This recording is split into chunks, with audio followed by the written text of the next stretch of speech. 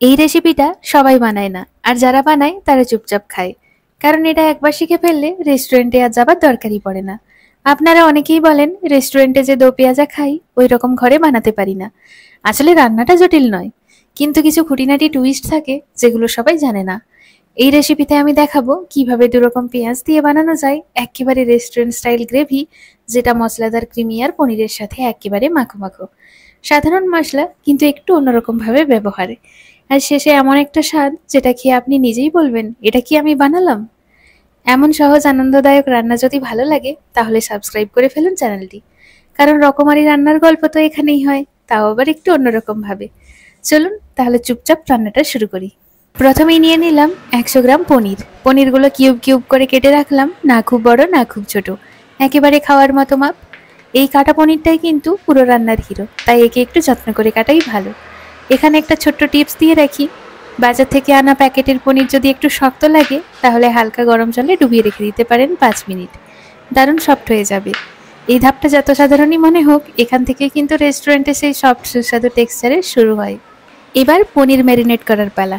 একটা মাঝারি পাত্রে নিয়ে নিলাম 4 চামচ টক দই। একটু ঘন হলে ভালো হয়, কারণ এতে করে মশলাগুলো পনিরে ভালোভাবে মিশে যাবে। এর মধ্যে দিলাম 1 চা চামচ হলুদ গুঁড়ো, 1 চা চামচ গোলমরিচ গুঁড়ো, আর 1 চা চামচ কাশ্মীরি লঙ্কার গুঁড়ো। এই লঙ্কাটা রঙের জন্য, ঝাল নয়, দেখতে সুন্দর হবে, লালচে একটা টোনও আসবে। এরপর যোগ করলাম 1 চামচ কসুরি মেথি।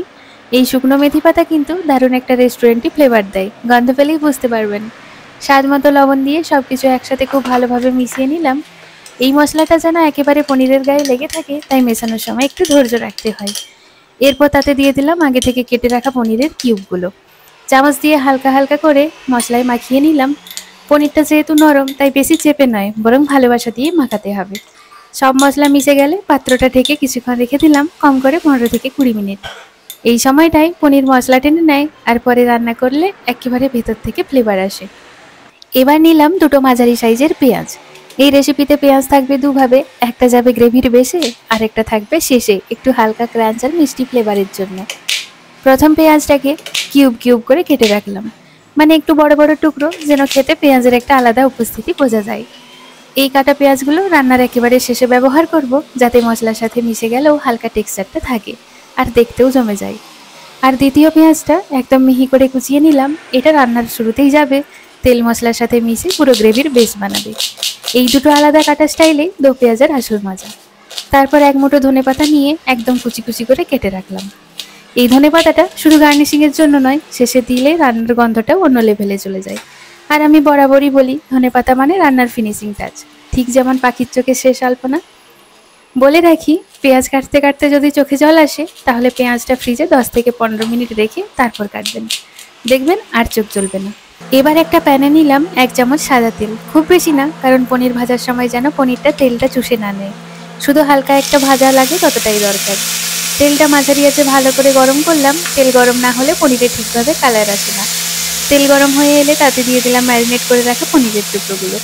এই সময়টা একটু ধৈর্যের, কারণ পনির কিন্তু খুবই নরম, চামচ দিয়ে জোরে নাড়াচাড়া করলে ভেঙে যাবে। সাবধানে উল্টে পাল্টে এক একটা দিক হালকা করে ভেজে নিলাম, একেবারে লালচে নয়, বরং হালকা সোনালি, যাতে গ্রেভিতে গেলে খসখসে একটা টেক্সচার থাকে। তেলের সাথে দই আর মশলার গন্ধটা মিলে এমন একটা ফ্লেভার তৈরি হয় যেটা পুরো রান্নাঘরে ছড়িয়ে পড়ে। এই গন্ধটাই রেস্টুরেন্টে সেই পরিচিত দো পেঁয়াজা স্মেল। ভালোভাবে ভেজে নিয়ে এবার পনিরগুলোকে তুলে রাখলাম, একেবারে শুকনো ভাজা, যেন আলাদা করে গ্রেভির মাঝে নিজের একটা জায়গা করতে পারে। এই স্টেপটা না করলে অনেক সময় পনির গ্রেভিতে গলে যায় আর টেক্সচারের মজাটাই হারিয়ে যায়। তাই পনির আগে হালকা ভেজে নেওয়া একেবারে মাস্ট। এই স্টেপটা ভালো লাগলে একটা সাবস্ক্রাইব করে ফেলুন, কারণ এমন ছোট ছোট টেকনিকই তো রান্না পারফেক্ট হয়। এবার মশলা বানানোর পালা, আর এখান থেকে আসল রান্নার গন্ধটা ফুটে উঠবে। প্রথমে একটা কড়াই চড়িয়ে দিলাম, আর তাতে দিলাম 1 টেবিল চামচ সাদা তেল। তেলটা একটু গরম হতে সময় দিচ্ছি, কারণ ফোড়ন দেব। তেল যদি কাঁচা থাকে তাহলে গোটা মশলাগুলো ঠিকভাবে ফোটে না। তেল গরম হলে তাতে ফোড়নে দিলাম 1 চা চামচ গোটা জিরে, একটা তেজপাতা আর কয়েকটা গোটা গরম মশলা, যেমন লবঙ্গ, এলাচ আর ছোট্ট একটা দারচিনি। এই ফোড়নের গন্ধেই রান্নাঘরে রেস্টুরেন্টের মতো একটা গন্ধ এনে দেয়, শুরুতেই মনটা ভালো করে দেয়। এবার দিয়ে দিলাম মিহি করে কুচিয়ে রাখা পেঁয়াজ। পেঁয়াজটা বেশ কিছুক্ষণ ধরে ভাজছি, নরম না, বরং সোনালি করে ভাজা, যাতে গ্রেভির বেসটা একেবারে রিচ আর ঘন হয়। পেঁয়াজ ভাজা হয়ে এলে এবার তাতে দিয়ে দিলাম 1 চামচ আদা রসুন বাটা। এই বাটাটাও ভালো করে নাড়াচাড়া করে ভেজে নিচ্ছি যতক্ষণ না কাঁচা গন্ধটা পুরো চলে যায়। এখন একে একে মশলা দিয়ে দিচ্ছি। 1 চা চামচ হলুদ গুঁড়ো, 1 চা চামচ লাল লঙ্কার গুঁড়ো, 1 চা চামচ ধনে গুঁড়ো, 1 চা চামচ জিরে গুঁড়ো আর 1 চা চামচ গোলমরিচ গুঁড়ো। সব মশলাকে ভালো করে নাড়তে হবে যাতে তারা তেল ছেড়ে দেয়। এই সময়টাই সবচেয়ে বেশি গুরুত্বপূর্ণ। মশলার কাঁচা গন্ধটা চলে গেলে এবার ঢুকছে টমেটো পিউরি। একটা মাঝারি সাইজের টমেটো আগে থেকেই পেস্ট করে রেখেছিলাম, সেটাই দিয়ে দিলাম কড়াইয়ে। টমেটোর সাথে মশলা মিশে গিয়ে একটা সুন্দর লালচে রং আর টক ঝাল ব্যালেন্স তৈরি করেছে।